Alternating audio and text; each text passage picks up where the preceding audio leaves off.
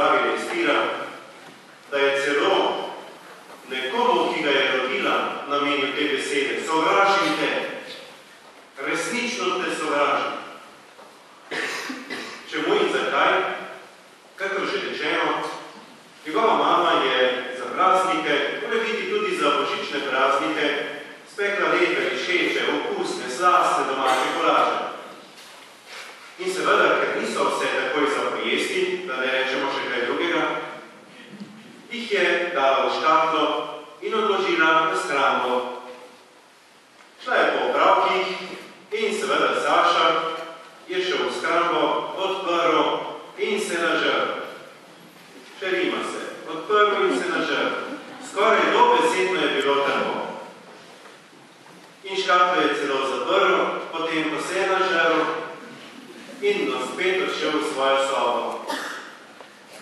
Seveda, ko je prišla mama domov, je takoj vedela. Ko je šla v shrambo, je videla veliko spremembo, ki je pustila bolj malo piškotov, kam v tisti škatli. Saša, a si ti mogoče se kaj kratil okoli teh piškotov? A si mogoče ti jedel? Pravi, ne, mami, jaz se dotaknil še nisem teh kolačev, še videl jih nisem. Pravi, mulc, pridi takoj sem. Lažeš mi v oči, ves čas te vzgajam in ga opozarjam, kako resnicoljuben moraš biti. Ti mi pa lažeš v oči. Ko je spoznal to resnico, no in od takrat naprej s moji mami omenil in namenil te besede. Sovražim te, veš, da te sovražim.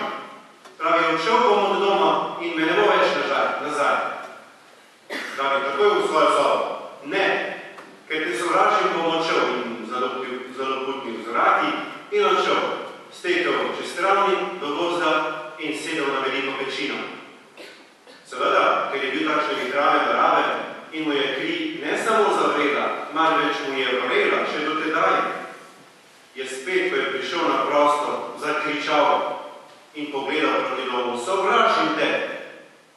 Takrat pa se je pan naenkrat ustrašil, zato ker je na glas zakričal, sovražim te, je slišal nazaj. Te besede so ga tako zelo ustrašile, pogledajo naokoli. Kdo je tisti, ki ga sovraži? Ustrašil se je tega. Želel si je nazaj. Bal se je v jok in domov. Komu? Mami naproti. In ves objokan je prišel do mami in je pogledal. Da je slišal grozne besede.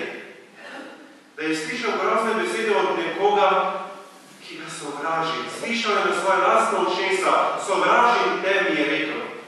Pravi, mami, pa ne. Res, slišal sem. 4-krat, 5-krat je ponovil. Pravi, pokaži mi tisti kraj. In odšla sta tja prav na tisti kraj in na tisto pečino. No, vidiš, še pol objogan in smeral, je povedal, tukaj mi je nekdo povedal, sovražim te. Mama je verjetno vedela, da se mu še do tedaj, ko je zbežal od hiše, ni ohladila kri in da še vedno pogledoval za njo in za hišo in kričal te besede, ki je namenil. Pravi, pogled. Naredi tisto, kar ti bom rekel. Pojdi tja, postavi se na tisto pečino, zajemi zrak, kolikor je nemogoče. Napolni zrak do zadnjega kotička v svojih pljučih in na glas, koliko je nemogoče, zakriči, rad te imam. In to je tudi storil. In tako se je spet ta mož oglasil nazaj 3-krat, 4-krat ali pa 5-krat, ker se je še vrna glas zadrl, rad te imam. Pravi, no vidiš, kdo ti je to rekel? Sovražnik ali prijatelj?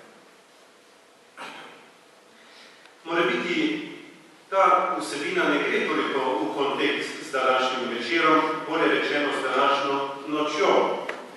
Prej sem vas hotel pozdraviti za tiste, ki še nismo šli spat z dober večer, tisti, ki ste pa se že prebudili pa dobro jutro.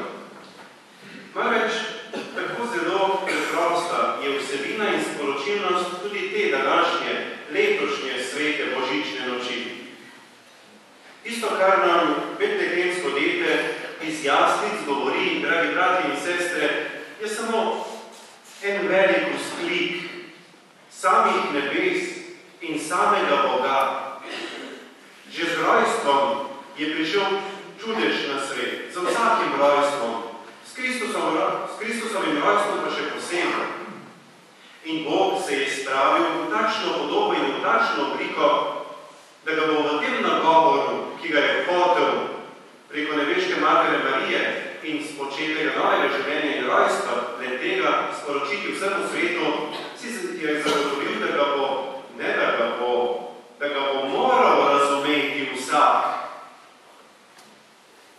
Mar se le zdravimo, mar nas ta dogodek, ko vidimo majhno nemogljeno dete, ali pa še prej ženo, ki nosi to novo življenje pod svojim srcem, vsi nekako čisto podobno odreagiramo, vse se mora umakniti, vsi sedeži sprazniti, ceste se morajo umakniti. In ko se rodi novo življenje, je tako zelo nemogljeno, da kliče, da ga vzamemo v naročje in kaj drugega na tem svetu še bolj ljubiti, še bolj vzljubiti in še bolj objeti, kakor tako novo, spočeto in rojeno življenje. Ste mislili na vsako naše življenje. Vsako naše je bilo spočeto, vsako naše je bilo rojeno. In zato nas ta božični večer vabi temu razmisleku. Na eni strani nad velikim veseljem, da se nam je to v življenju resnično zgodilo.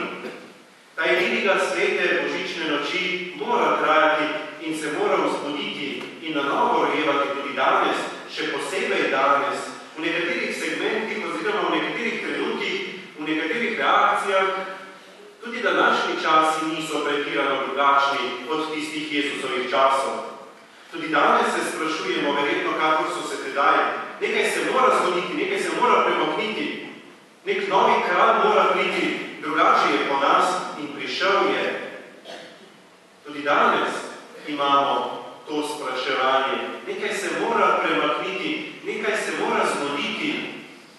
Če ne so tudi današnji časi tako zelo podobni tistim časom, ko se tudi danes lahko sprašujemo, zakaj je vsemu temu tako? Zakaj je v mojem srcu bolečina? Zakaj ne moremo sesti in se pogovoriti? Zakaj me je tako zelo strah ljubiti in ljubezni? Vseh drugih neumnosti pa me ni strah. Tam sem raje heroj, kakor pa v tem, da ljubim in da sem ljubljen. Zakaj morajo 10-letni fantje na vojsko oziroma ubijati? Zakaj mora 10-letna punca prodajati? Zakaj se mora prodajati? In še bi lahko našteval. Odgovor je čisto preprost.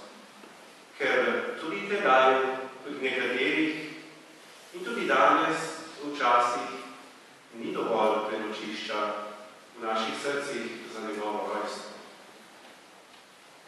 Zato je prav, dragi brati in sestre, da je tudi ta nocojšnja noč resnično drugačna noč. Pa ne bi bilo potrebno, da je drugačna.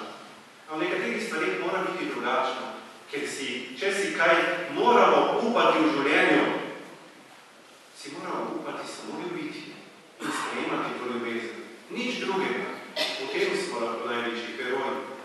In zato bodimo pozorni, prisluhnimo tej sveti božični noči, ki je en sam krik, ne krik, ki je en sam vzklik, niti ne sam vzklik, eno majhno, drobno, tiho in nežno povabilo, da bi to ljubezen, ki se vedno rojeva v novo rojenem življenju, vendarle vzeli k sebi, ker je to edino, kar je tako zelo velikokrat samo naše in kar lahko in moramo vzljubiti do konca. In če je kaj vredno ljubiti za vsemi močmi in do konca, je naše življenje. Dobrodošli torej v tej sveti božični noči, kjer naj bo vzljubljeno, kjer naj bo resnično ljubljeno eno samo življenje, tisto, ki se skriva v vsakem izmed nas, brez izjeme in brez razlike.